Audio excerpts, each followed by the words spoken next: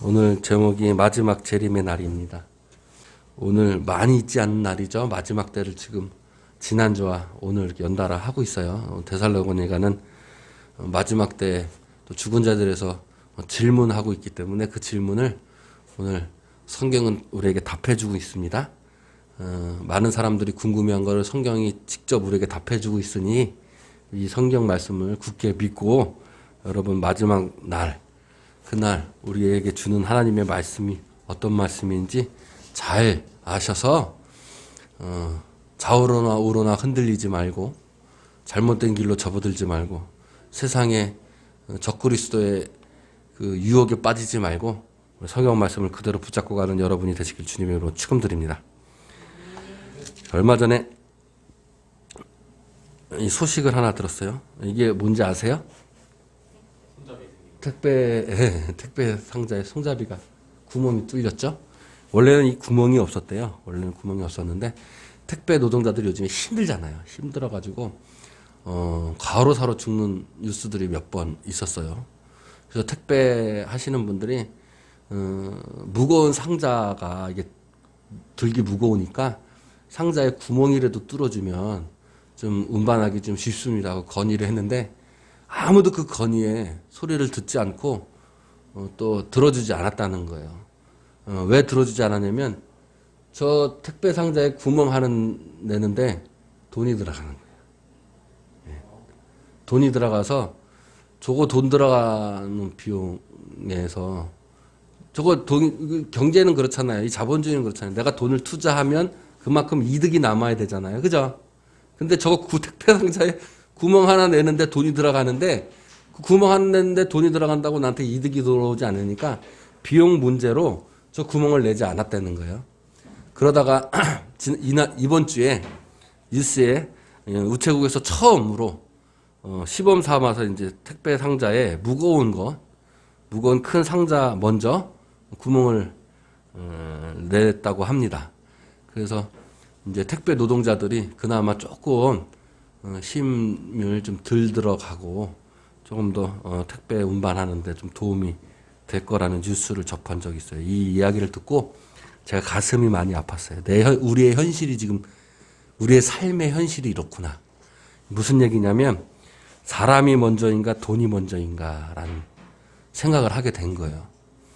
돈이 먼저이니까 저게 경제적으로 내가 돈이 들어가서 이득을 못 보니까 구멍을 안 낸 거였죠. 근데 사람이 먼저이면 구멍을 내겠죠. 그죠? 우리 주변에 사람이 먼저인가 돈이 먼저인가라는 말들을 많이 하고 여러분에게 누군가가 사람이 먼저입니까? 돈이 먼저입니까? 질문하면 우리는 선뜻 무엇이 먼저라고 대답을 하겠어요? 돈이 먼저요? 이렇게 대답 안 하겠죠? 사람이 먼저요? 이렇게 얘기할 거예요. 말은 그렇게 하고 내 머리로는 그렇게 이해하는데 내 가슴은 그렇게 움직이지 않아요. 우리가 지금 주변을 살펴보세요. 돈이 먼저인가 사람이 먼저인가 라는 질문에서 우리 주변에 보면 돈이 먼저인 이유가 더 많아요. 오늘 마지막 재림의 날 때는 하나님이 먼저인가 내가 먼저인가 라는 질문을 하고 있는 거예요. 하나님이 먼저인가 돈이 먼저인가 라는 질문을 하고 있는 거예요. 경제적인 이유로 하나님을 위해 꼭 해야 할 일들을 우리가 못하고 있을 때가 있다라는 것을 여러분 고백하시고 회개해야 될 줄로 믿습니다. 경제적인 이유로 돈이 들어간다는 이유로 하나님이 원하시는 일을 내가 해야 되는데 하지 않는 경우가 너무나도 많아요. 경제적인 이유로 사람을 위해서 꼭 해야 되는데 못하는 것과 마찬가지라는 거죠. 마지막 재림의 날에는 어떠한 이유를 달지 말고 먼저 하나님을 위하여 우리가 해야 될 일들을 꼭 해야 된다는 거예요. 오늘 결론의 말씀은 이겁니다. 자, 지난 시간에 데살로니가 4장에서 마지막 죽은 자들에 대해서 이야기를 했어요. 데살로니가 교회에서 질문을 한 거였죠. 죽은 사람들은 어떻게 됩니까? 그때 죽은 자들을 설명하면서 휴거에 대해서 이야기를 했죠. 자는 자들, 죽은 자들의 설명을 하면서 휴거, 즉 이끌려 올려짐, 랩처의 이야기를 했어요. 랩처, 그러니까 하나님의 일을 했더니 내 이름이 올려지는 거예요. 그 행복감을 얻는 거예요. 그러니까 죽은 사람들에 대해서 슬퍼하지 말고 서로 위로하고 주님과 늘 함께 하라라는 게 랩처, 휴거, 이끌려 올려짐이라는 거였죠. 그 소망, 거룩한 행복을 이야기하기 위해서 오늘 또 마지막 재림의 시기에 대해서 설명하고 있는 거예요. 그러니까 결론은 이미 지난주에 다 난 거예요. 그거를 덧붙여서 그러면 마지막 재림 때 그때에 대해서 또 다시 한번 설명하고 있다라는 거죠. 데살로니가 교회에 바울이 전도하면서 그 마지막 시대, 마지막 길에 대해서 잘 이야기했었어요. 마지막 재림 때 여러분이 주님과 함께하는 것이 어떤 의미인지를 잘 설명하고 있었다는 거죠. 그래서 오늘 본문에 데살로니가 전서 5장 1절부터 2절까지 말씀에 이렇게 되어 있죠. 형제들아, 때와 시기에 관하여는 너에게 쓸 것이 없다라는 거예요. 이미 다 얘기했다 이거예요. 그죠? 너희들 다 이미 알고 있으니까 내가 그거에 대해서 쓸 것이 없어. 그걸 한마디로 요약하면 뭐냐? 주의 날에 나를 밤에 도둑같이 이룰 줄을 너희 자신이 자세히 알기 때문이야 라는 거예요. 너희들한테 마지막 그때의 시기에 대해서 다 얘기해서 너희들 너무 잘 아는데 다 그래서 쓸 것이 없어. 왜 쓸 것이 없냐면 너무 잘 알아서. 그게 뭐냐면 주의 날이 밤에 도둑같이 이른 줄은 너희들이 잘 알기 때문이야 라는 거예요. 자, 때와 시기에 관해서는 아무 할 말이 없다라는 거예요. 할 말이 있다면 밤에 도둑같이 온다는 거예요. 자, 밤에 도둑이 어떻게 와요? 몰래 오죠. 예고하고 오지 않아요. 그죠? 몰래 오는 거예요. 언제 올지도 몰라요. 내가 잠든 사이에 오는 거예요. 내가 깨어있을 때도 올 수도 있어요. 언제 올지 모르는 거예요. 자, 마태복음 24장 36절에 예수님께서 친히 하신 말씀이에요. 그때는 아무도 모르는 거예요. 하늘의 천사들도 모르고 아들도 모르고 오직 누구만 아시는 거예요? 아버지만 아시는 거예요. 아버지만. 자, 여러분, 만약에 성경에서 그때 그 시기를, 마지막 시기의 재림 시기를 알려주셨다면 이렇게 써놨을 거예요. 너네들이 성경을 잘 보고 해석하면 그날 그때를 알 수 있어? 이렇게 써놨겠죠. 그래서 성경을 잘 해석해가지고 그 날짜를 계산하고 이 날이 올 거다라고 이야기하는 사람들이 많아졌겠죠. 요즘 이단 사이비들 시한부 종말론자들은 막 계산하고 막 해가지고 뭐 몇 대가 몇이고 몇이고 몇천 년이고 막 계산해가지고 며칠 날 몇 월 며칠 날 예수님이 재림하신다 이런 얘기 유튜브에서 들어보신 적 있으세요? 다 헛짓인 거예요. 예수님은 그렇게 얘기하지 않았어요. 왜 그런데 그러면 아들도 모르고 천사들도 모르고 아버지만 안다고 이렇게 했을까? 이거는 유대 결혼 문화에서 나온 이야기예요. 유대 결혼 문화를 그래서 우리가 알아야 돼요. 왜냐하면 이 이야기는 마태복음에서 쓴 거잖아요. 마태복음은 누구를 위해서 썼어요? 기본적으로 알아야 돼요. 그거를 우리가 성경 볼 때 유대인들을 위해서 쓴 거예요. 그러니까 유대인들에게 아버지만 알아 그날은 그 시기는 그러면 유대인들은 이게 무슨 뜻인지 알고 있었다라는 거예요. 이게 뭔 이야기인지. 근데 우리는 유대 문화를 모르니까 지난주에 설교처럼 라면 먹고 갈래? 그러면 외국 사람들은 우리가 라면 먹고 갈래? 그러면 그 사람들은 그게 알아요? 몰라요. 그러면 라면이라는 단어를 찾아가지고 라면의 속뜻은 뭐고 라면 어떻게 만들었고 그걸 연구해야 아나요? 아니에요. 그 문화를 알면 아는 거잖아요. 마찬가지예요. 예수님께서는 자신을 신랑으로 우리를 신부로 많이 비유했어요. 그리고 결혼 문화에 대해서 마지막 때에 대해서 많이 이야기했죠. 유대 문화의 결혼 문화에서는 간단히 이거 시간이 기니까 간단히 얘기하면 뭐냐면 신랑이 신부를 맞이하고 약혼을 해요. 약혼해서 다시 신랑 집으로 옵니다. 그럼 신랑은 뭐를 하냐면 신부와 결혼하기 위해서 집을 마련하기 위해서 준비해요. 신부는 1년에서 2년 안에 다시 자기를 결혼할 날짜가 잡히기 전에 뭘 하냐면은 자기 결혼해서 자기가 뭐라 그럴까?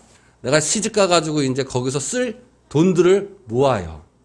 그래서 향유를 깬 여인은 결혼식 하기 전에 그 자금을 모으는 것을 향유로 모은 거예요. 그 모은 거를 다 예수님께 드린 거예요. 그거는 뭐냐면 그러니까 예수님을 신랑으로 맞이했다라는 의미를 갖고 있는 거예요.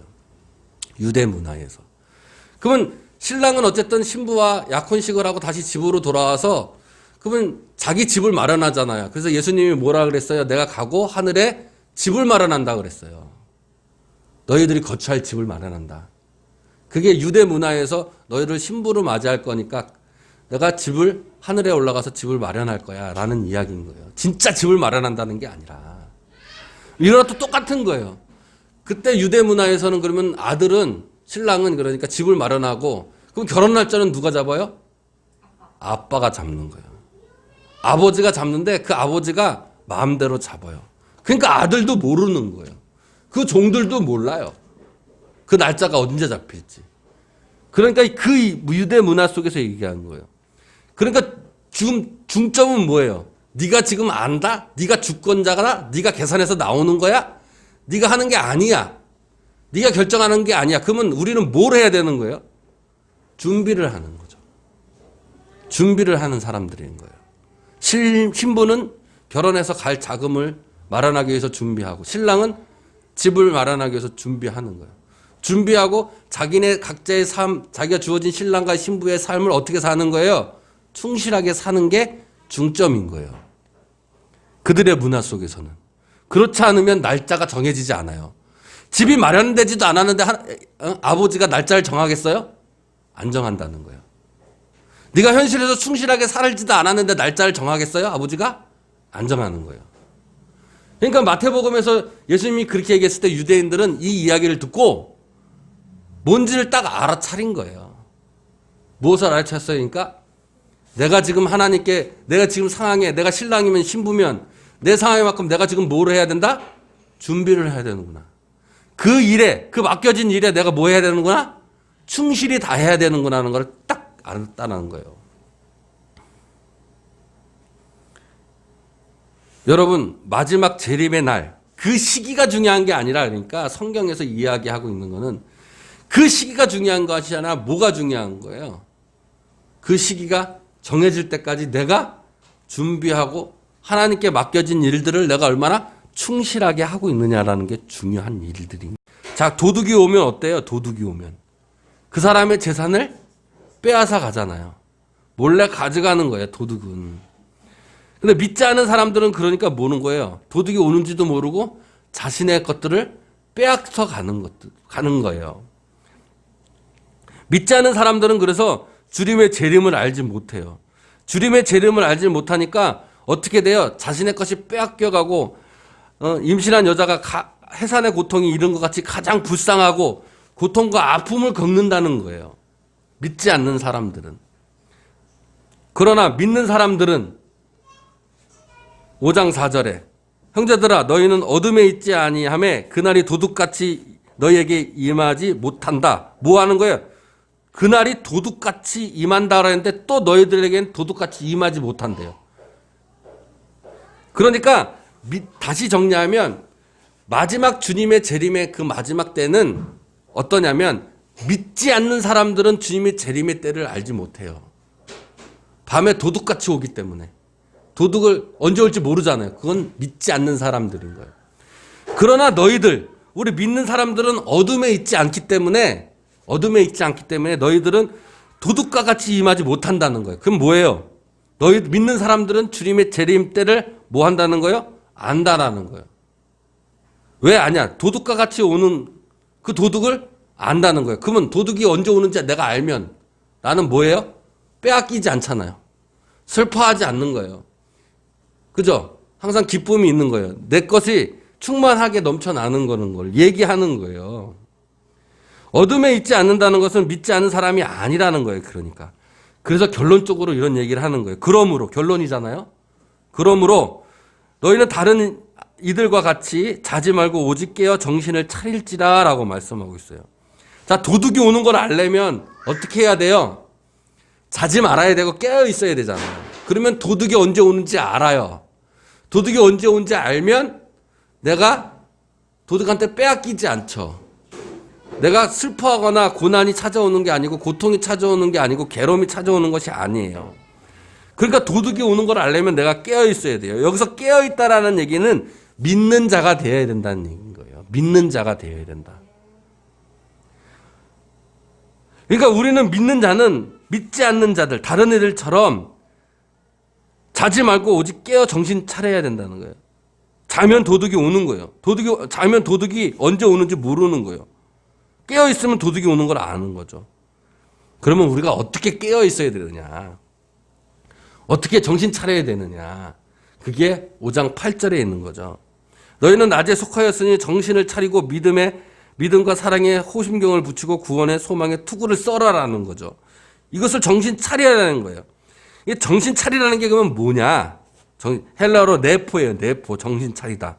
이 네포는 뭐냐면 술 마시지 말고 공정함을 잃지 말고 탐욕에 취하지 말라라는 게 정신 차리라는 거예요. 믿지 않는 사람들은 결과적으로는 술 마시고 냉정함을 잃고 탐욕에 취해 있는 사람들인 거죠. 정신을 차리고 믿음의 사랑의 호심경을 찬양하는 거예요. 호심경은 예전에 제가 예배소서 강의할 때 한번 이야기를 했어요. 호심경은 가슴에 이렇게 다는 거예요. 가슴에. 그러니까 믿음과 사랑으로 내 가슴을 품으라는 거죠. 그죠? 믿음과 사랑으로 내 가슴을 품고 구원의 소망에 투구. 투구는 뭐예요? 머리를 보호하는 거잖아요. 소망의 투구로, 소망으로 우리가 가지고 있으라는 거예요. 믿음과 사랑과 소망을 가지고 있으라는 거죠. 그것을 품고 있으라는 거예요. 그러면 어떻게 된다? 내가 정신 차리는 자가 되는 거예요. 왜 그러면 믿음과 사랑과 소망일까? 왜 우리가 정신 차리고 믿음과 소망으로 깨어 있어야 하는가? 그게 데살로니가 4장 9절에 나와 있는 얘기예요. 하나님이 우리를 세우심은 뭐 하기 위해서 세운 게 아니라고요? 노하게 하는 게 아니에요. 마지막 재림의 그날 때 심판한 그 심판대가 무섭게 하기 위해서 너희들을 벌 주기 위해서 한 것이 아니기 때문에 그렇다는 거예요. 오직 예수 그리스도 안으로 구원을 받게 하기 위해서라는 거예요. 자, 믿는 사람이나 믿지 않는 사람들이나 예수님께서 하나님께서는 다 마지막 날에 노하고 그들을 심판하기를 원하시질 않으세요. 사랑의 하나님이시기 때문에 그들까지도 구원하기를 원하시는 거예요. 그래서 예수 그리스도로 말미암아 다 구원받기를 원하시는 거예요. 그래서 믿음과 사랑과 소망을 갖고 있으라는 거예요. 왜 그럴까요? 왜? 다음 구절에 그 이야기가 나옵니다. 자, 10절에 보니까 깨어있든지 자고 있든지 예수 그리스도에서 함께 산다고 얘기했어요. 여기 보세요. 우리를 위하여 죽으셨으므로 깨어있는 자나 자는 자나 다 하나님 예수 그리스도 안에서 살게 하신다는 거예요. 믿는 자나 믿지 않는 자나 다 하나님께서 다 구원하기를 원하세요. 그리고 자는 자에 대해서, 죽은 자에 대해서 지난주에 말씀드렸듯이 죽은 자에 대해서 슬퍼하지 말라는 거예요. 그래서 결론은 그렇습니다. 왜? 그러면 다 너희들이 이 믿음과 소망과 사랑 안에서 왜 깨어 있게 되느냐? 왜 믿는 자 믿지 않는 사람들이 다 구원을 얻는 것을 원하시느냐? 그것이 마지막 구절 그러므로 결론이 맺고 있습니다. 그러므로 피차 권면하고 서로 덕을 세우기를 너희가 하는 것 같이 하라는 게 마지막 재림의 날, 그날에 주는 교훈인 거예요. 그래야만이 믿는 자, 믿지 않는 자, 죽은 자, 깨어있던 자 모두 다 주님 안에 함께 할 수 있다라는 거죠. 서로 권면해야 되고 서로 덕을 세우는 일이에요. 왜 서로 권면하고 서로 덕을 세우는 삶을 살아갈까요? 마지막 재림 그날에 우리는 이 권면과 덕을 세우는 일로 준비해야 되고 우리에게 주시는 하나님의 사명이라는 거예요. 자, 처음으로 다시 생각해 봅시다. 자, 신랑은 뭐 해야 돼요? 아버지가 이날이 결혼 날이야. 마지막 날을 정해 주실 때 신랑은 뭐예요? 집을 짓는 역할을 하는 거잖아요. 그 일을 충실히 하는 거를 맡겨진 거예요. 자, 그리스도인에게 우리 마지막 재림에 그때 무엇을 지금 맡겨줬어요? 그러니까 결론적으로 서로 권면하고 덕을 세우는 것으로 우리의 사명을 맡겨주신 거예요. 신랑이 신부를 맞이하기에 집을 짓듯이 우리는 서로 하나님의 말씀으로 서로 건면해야 돼요. 믿는 사람이나 믿지 않는 사람들이나 하나님의 말씀의 복음을 가지고 서로 건면해야 돼요.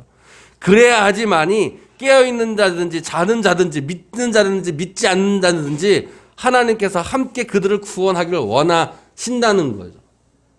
그리고 우리는 덕을 세우는 일에 충실해야 되는 거예요.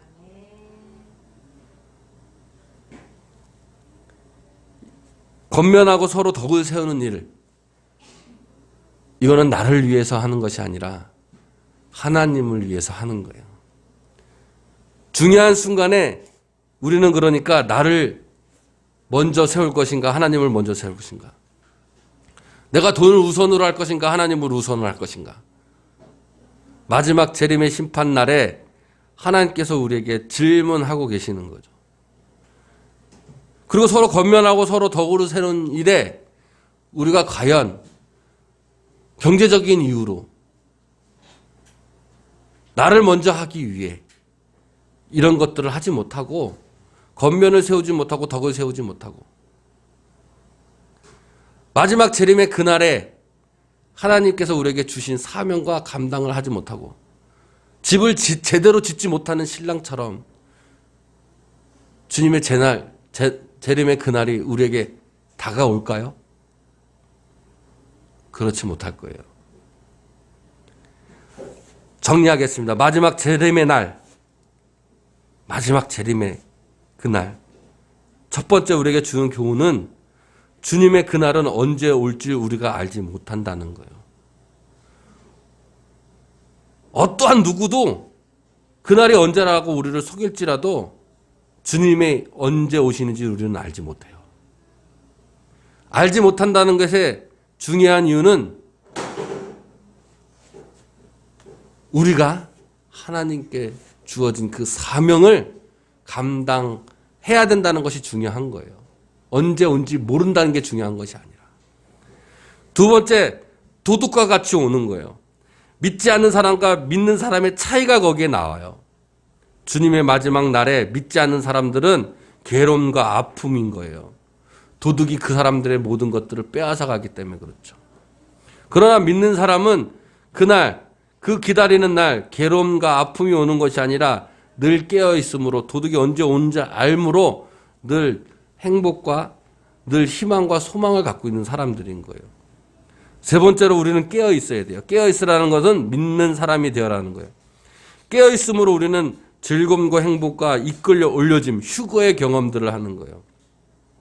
네 번째 마지막 교훈은 뭐냐면 자는 자도 깨어 있는 자도 주 예수 그리스도 안에 함께 거할 것이에요. 그리고 모든 사람들이 구원에 이르기를 주님께서 원하신다는 거예요.